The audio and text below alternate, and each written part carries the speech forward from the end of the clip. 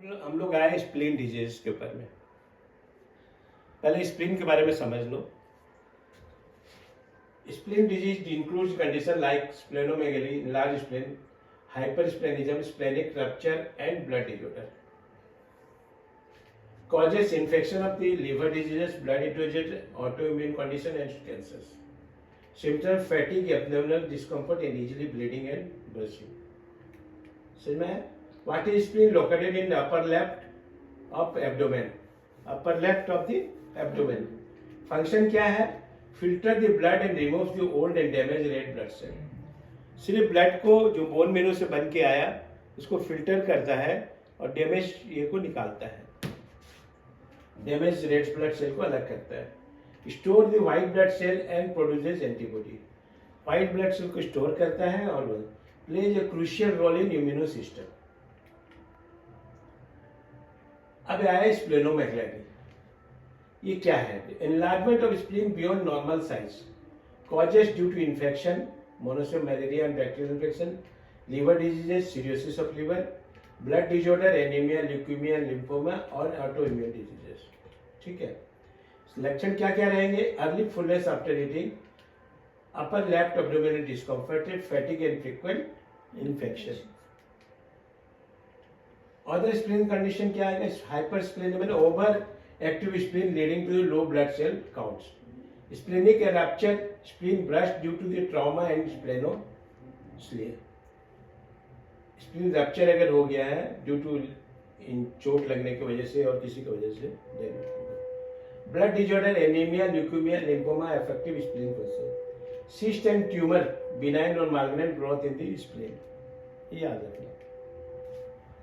Congenital absence of the spleen, born without a spleen,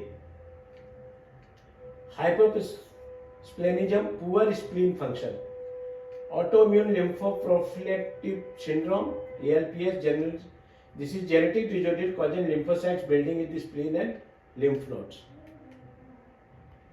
General symptom क्या क्या है? Fatigue and weakness, frequent infection, easy bleeding and bursting. Proceed. Splenomegaly symptom: fullness of the upper left abdomen, abdominal discomfort and pain. Splenic rupture of symptoms: severe abdominal pain, rapid heartbeat and dizziness and nausea. Diagnosis कैसे मालूम पड़ेगा? Physical examination से, feeling of enlarge spleen देखने से मालूम पड़ जाएगा। Blood test मारेगा, इमेजिंग स्कैन में, अल्ट्रासाउंड या सीटी स्कैन में पता चल जाएगा। Treatment: address underlying causes, infection, liver disease, आपको कॉज पर जाना है। लाइफस्टाइल चेंज और सर्जरी में भी needed, but in homeopathic we have no surgery. अब मैं आपको ट्रीटमेंट के बारे में बताता हूँ। Homeopathic treatment for all diseases, not the splenomegaly. एक साधारण सा फॉर्मूला है। कोई आपके पास क्रॉनिक पेशेंट आ रहा है या बहुत जगह से इलाज करके आ रहा है, बहुत डॉक्टर, हमको इसको दिखाया उसको दिखाया, ऐसे करके अगर आता है और हमेशा तरफ से घूमा हुआ रहेगा, तो आपको थिंक करना है, अपने हिसाब से ट्रीटमेंट करना है। तो होम्योपैथिक एक के इंजीनियरिंग है, फॉर्मुलेटेड है। एक्सपीरियंस कोई काम नहीं आएगा। 60 साल का हो, 70 साल का हो, एक्सपीरियंस काम नहीं आएगा। आपको वही फॉर्मुलेटेड में हमें उसको खोजना है। ठीक से ये समझ जाओगे ना, स्प्लीनोमेगाली भी ट्रीटमेंट कर सकते हो बहुत बढ़िया से, और भी दूसरे। और फ्री में तो कोई ट्रीटमेंट करना मत किसी का भी, अपना घर का भी रिलेटिव हो, समथिंग यू विल टेक।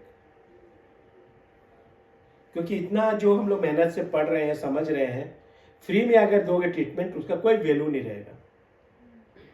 समझ लेना चाहिए।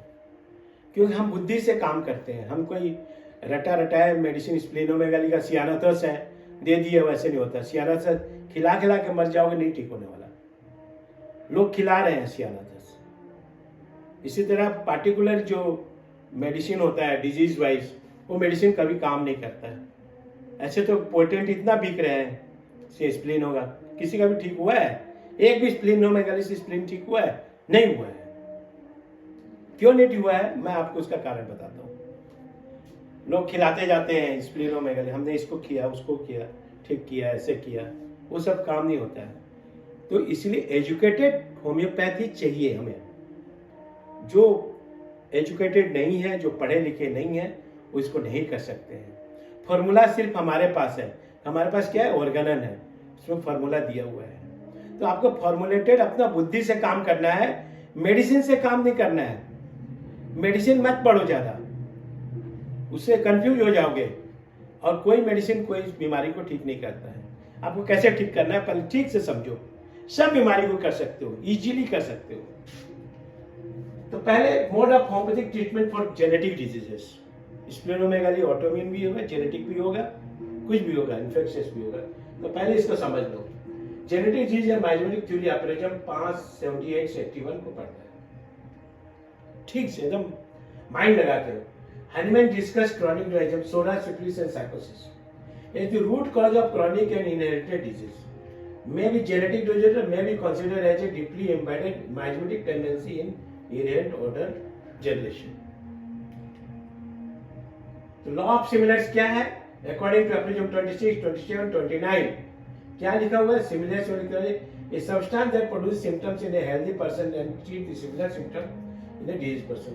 Chronic miasm treatment aims to be address inherited genetic tendency. बिना जेनेटिक टेंडेंसी का क्रोनिक डिजीज नहीं होगा, ये याद रखना। अब एप्रोचम 679, every person is unique even if they have the same genetic condition. Homeopathy does not suppress symptoms but rather stimulates the body's healing response. Homeopathy कोई भी मेडिसिन सप्रेस नहीं करता, but rather stimulates the body healing पर response. ठीक से समझना, सारे disease कर सकते हो। In homeopathic theory splenomegaly can be associated with the 3 miasm. Splenomegaly में 3 माइजम रन करते हैं, psora, syphilis, sycosis. If they are considered root cause of the chronic diseases and splenomegaly can be a manifestation of underlying miasmic imbalances, so it is called a complex disease. Complex disease में वो बदल जाता है, लोग अलग अलग तरह से ट्रीटमेंट करके उसको और कम्प्लेक्स कर देते हैं। कोई सियानाथस खिला के कम्प्लेक्स कर रहा है, कोई कार्डियोस में रहना, कोई अलग अलग दवाइयों खिला के, कोई फास्फोरस खिला के कम्प्लेक्स कर देता है। और कम्प्लेक्स करने वाला कौन है? दवाई खिलाने वाला है, पेशेंट नहीं। क्योंकि अलग अलग दवाइयों से दे के उसको बीमारी को कॉम्प्लेक्स कर देता है। तो कॉम्प्लेक्स डिजीज बनाने वाला कौन है? होम्योपैथ है। होम्योपैथिक बोलते हैं रिएक्शन नहीं करता, लेकिन गलत है। ये डिफरेंट चेंज ऑफ मेडिसिन दे के बदल करके ग्रुप ऑफ मेडिसिन दे करके उसको कॉम्प्लेक्स बनाता है। सोडा नहीं है, सोडा भर देता है। सिफिलिस नहीं है, सिफिलिस भर देता है। और साइकोसिस नहीं है, साइकोसिस मेडिसिन भी भर देता है।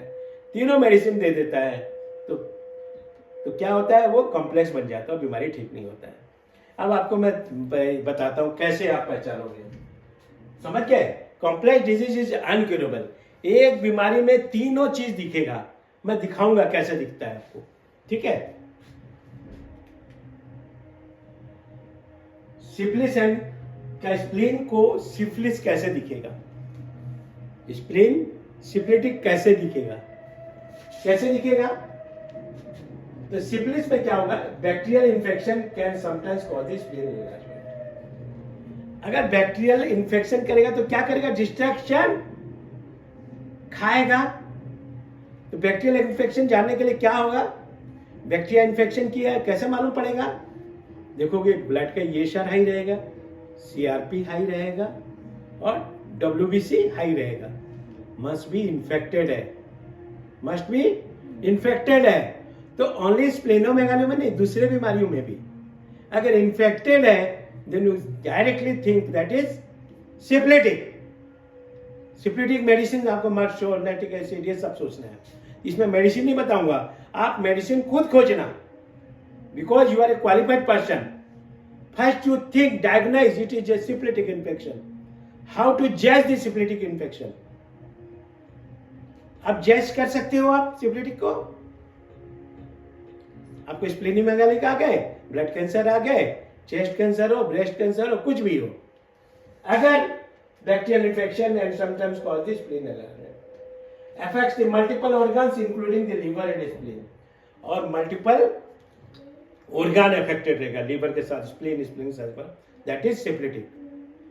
तो खाली स्प्लीनोमेगाली में मत जाना, दूसरे भी डिजीज को भी आप कर सकते हो। इसलिए फार्मूला सीखो खाली, और इसमें बुद्धि लगाओ कि हमें क्या देना है। हो सकता है मर्क्सोन से आप ठीक कर दो, हो सकता है नाइट्रिक एसिड ठीक कर दो, जितने सिफिलिटिक ड्रग्स है उससे सिफिलिनम का एक डोज से ठीक कर सकते हो। पहले चीज को स्प्लीनोमेगाली को समझो। कितने स्प्लीनोमेगाली रहेगा जिसमें डब्ल्यूबीसी ठीक है, सीआरपी नहीं है, कुछ नहीं है, ग्रोथ है, then come to enlargement of the spleen without infection is psychotic। आप स्प्लीन के अंदर आप सोरा, सिफिलिस, साइकोसिस दोनों देख सकते हो, इसलिए it is a complex disease. आपको देखना है ये क्या है, अदरवाइज कभी भी स्प्लीनोमेगाली नहीं ठीक होने वाला। ठीक है, इसी तरह सोरा है, अब उसमें सोरा खोजो, स्प्लीनोमेगाली पेशेंट लेके आया है, सोरा खोजोगे, सोरा में क्रॉनिक डिजीज सप्रेस्ड रहेगा, स्किन डिजीज सप्रेस्ड रहेगा, दैट इज सोरा। आप सल्फर से भी स्प्लीनोमेगाली ठीक कर सकते हो, एंटीसोरिक मेडिसिन कोई से भी से, सोलिनम एक डोज से भी स्प्लीन ठीक कर सकते हो, परंतु आपको खोजना है। टोटली सिम्टम 1 घंटा लेना है, ऐसा नहीं बोलेगा आपको एक्सपीरियंस डॉक्टर आप तो 5 मिनट में दवाई बता सकते हो, ऐसा नहीं होता है, यह गलत सोच है। हम तो डिटेल नहीं देंगे, हम तो आप ही से दिखाएंगे, ये सब जो होता है ना नाटक, तो आप समझ लो। तो आपको फॉर्मुलेटेड में वहां पर समझना है कि ये सोरा से आया है या कुछ नहीं। एक जो है साइकोसिस, homeopathic miasm open associated with overgrowth condition, overgrowth है, विदाउट इन्फेक्शन है। कभी कभी होता है तो स्प्लीन, मेरा तो स्प्लीन बढ़ा और कुछ नहीं हुआ है, अरे उनको डिटेल चाहिए तब तो जानेंगे। मशा होता है, वाट होता है, उसमें क्या डब्ल्यूबीसी हाई रहता है या उसमें सीआरपी हाई रहता है, ये ईएसआर हाई रहता है, नहीं रहता ना, दिस इज साइकोटिक। तो साइकोटिक का कोई भी एक डोज मेडोनिनम मारो, चाहे थूजा मारो, चाहे जैसे अकॉर्डिंग टू सिम्टम। थूजा वाला जैसे प्याज ज्यादा पसंद करता है, आखिर आपको डिटेलिंग पर, टोटलिटी पर जाना पड़ेगा ना। अब प्याज खाना पसंद है कि नहीं है कैसे जानोगे आप? मेडोनिनम पेट के बल सोता है कि नहीं कैसे जानोगे? तो लक्षण तो जाना जरूरी है, समझ में आया कि नहीं? तो साइकोसिस हो गया, homeopathic miasm associated with overgrowth with condition. तो स्प्लीनोमेगाली को तीनों मेडिसिन से ट्रीटमेंट किया जा सकता है। आप तीनों कॉम्प्लेक्स करके ले आए तो आपको खोजना है कि ये कौन सा माइजम इसके पास है, कैसे आया। ये समझ में आया? तो सारा का सारा बीमारी आप ठीक कर सकते हो। उस एंगल से देखना, जिस एंगल से मैं बता रहा हूं, ये क्रॉनिक माइजम्स हुआ, जेनेटिक हुआ, ऑटोइम्यून हुआ, कि ये सोरा है, सिफिलिस है, साइकोसिस है, ये तीनों के बिना कोई बीमारी ठीक नहीं होने वाला। और स्पेसिफिक मेडिसिन देने से पेशेंट नहीं ठीक होगा, समझ में आया ना? पार्टिकुलर इस मेडिसिन के लिए ये मेडिसिन है, डायबिटीज के लिए इंसुलिन है, इंसुलिन खा खा के होम्योपैथी का कौन कितना ठीक हुआ है? कोई ठीक नहीं हुआ है। इसलिए डायबिटीज केस भी, दूसरे भी केसेस में आपको ये माइजम खोजना है, ये आया कहां से। जहां पर साइलेंट है, कुछ पता नहीं चल रहा है, दैट इज द साइकोटिक। मशा वाले में, वार्ड्स में कभी रहता है, कुछ पता चलता है आदमी को? कुछ नहीं रहता है। तो हमको अगर उसी हिसाब से काम करेंगे, डायबिटीज भी आप ठीक कर पाओगे, स्प्लीनोमेगाली भी ठीक कर पाओगे, कैंसर भी ठीक कर पाओगे। ठीक अपने आप होता है, आपको खाली वहां पुशअप करना है। Nature cure himself. ठीक है, ये क्लियर हुआ? ठीक है, थैंक यू। वीडियो आपको कैसा लगा हमें लाइक करें, कमेंट करें, शेयर करें, सब्सक्राइब करना ना भूलें। धन्यवाद। We are providing 6 months practical clinical training for BHMS graduates, and that will actually help you to become a good practitioner. So you're welcome to join. Thank you.